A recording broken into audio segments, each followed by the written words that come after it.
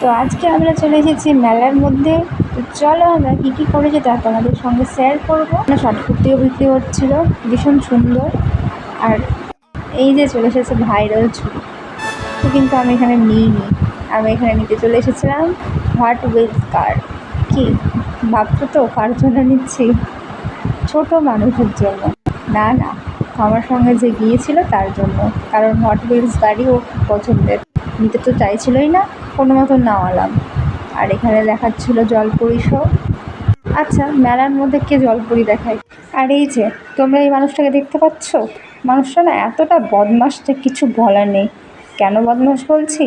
কারণ এই যে দেখতে পাচ্ছ বাচ্চাদের খেলনাগুলোতে বাচ্চাগুলো উঠে ঘুরছে, আর আমাকে বলছে নাকি এগুলোতে উঠো, ব্রেক ডান্সে বা অন্য কিছুতে উঠতে হবে না।